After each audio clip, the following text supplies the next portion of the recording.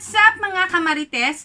Thank you for tuning in. Ako po muli si Josepa dito sa Josepa, anong latest na naghahatid sa inyo ng mga trending topic tungkol sa inyong mga favorite celebrity update. Latest update nga dito kay Edward Barber na spotted sa isang mall. Pero bago natin simulan at pag-usapan si Edward Barber ay magpasa muna tayo ng ilang mga komento ninyo sa aking mga video.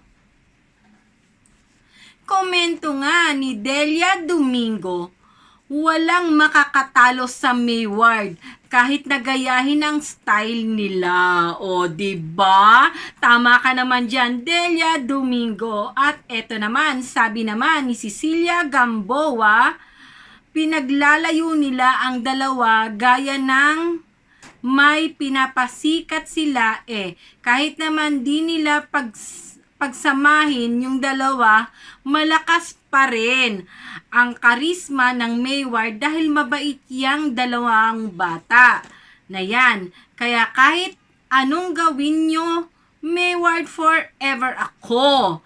Kahit lola na ako dahil sumaya ako sa kanila. Dahil marespeto yang Mayward. God bless and good job. Oh, may flying kiss pa at may pa-heart pa talaga. Oh, salamat sa napakaganda at napaka-sweet mong komento, Cecilia Gamboa.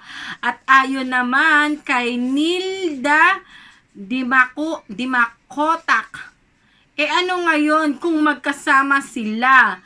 Palagi naman yan sila magkasama. O ayan ha, ayon na yan kay Nilda Dimakotak. O palagi raw magkasama ang Mayward. Kaya ano pang nakakagulat dito ayon sa kanya. Ayon naman kay Luz Gamus, habang tumatagal, lumalabas na yung mga nangyari sa Mayward. Sa pag-analisa ko, puro lang gawa-gawa lang yun. Yung condo issue, yung finale ng Kwentong Barber, yung sulat na kanilang ginawa tungkol doon sa sinasabing mga bata pa sila. Kaya dapat yung relasyon nila ay wag na munang seryosohin. Ito'y ayon kay Luz Gamus. Salamat sa iyong komento. At eto naman ang huling komento na ating babasahin ngayon. Ayon naman kay Norma Mercado. Tama po kayo, Ma'am Josepa. Galing sila pareho sa isang reality show na walang nagdidikta. Totoo yung mga sinasabi nila. Heart, Mayward pa rin. Heart, heart, heart, heart. Oh, maraming salamat sa napakaganda mong komento, Norma Mercado.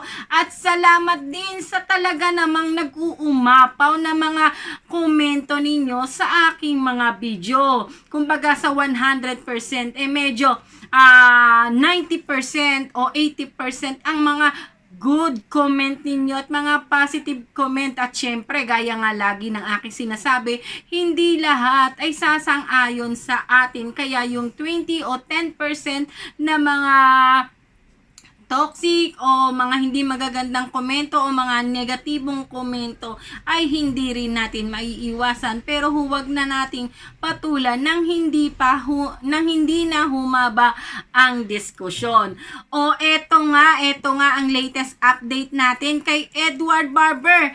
Spotted nga etong si Edward Barber sa isang mall. At anong ginagawa niya dito? O eto nga, umatin pala siya ng welcome youth ng kanilang favorite church. At isa nga itong si Edward Barber, ayan, na nag-a-assist sa kanilang church, diba? Nakakatuwa naman ang batang ito. Maliban sa kaliwat kanan niyang project, o diba, sa kanyang pag-hosting at mga rehearsal ng sayaw, ay talaga namang naisisingit pa rin ni Edward Barber ang favorite church, diba? Kaya naman lalo siyang binibless ni Lord, diba? Dahil never niyang kinakalimutan ang paglilingkod kay God, diba? Pinaprioritize niya yan, diba? Sobrang nakaka-proud maging fan o maging supporter ng Mayward dahil never nilang kinakalimutan ang kanilang obligasyon at top priority ang ating Panginoong Jesus. Eto, panoorin natin ang video kung gaano kakulit itong si Edward Barber habang siya'y nandoon sa favorite church nila. Yes! Kainis. Oh. Ay, yes! Kainis. Oh.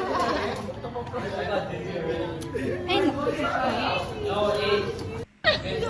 O di ba mga kamarites, talaga namang hindi nauubusan ng energy at hindi rin nauubusan ng oras itong si Edward Barber kahit na punong-puno o hectic na hectic ang schedule nito ay lagi pa rin niyang top priority ang pagsisilbi sa ating Panginoong Hesukristo. O paano mga kamarites?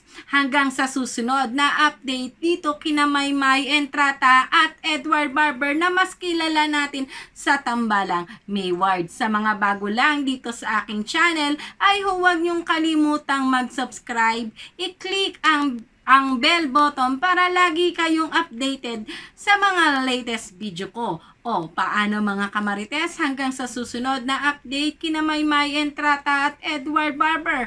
Ako po muli si Josepa. Hanggang sa muli, paalam!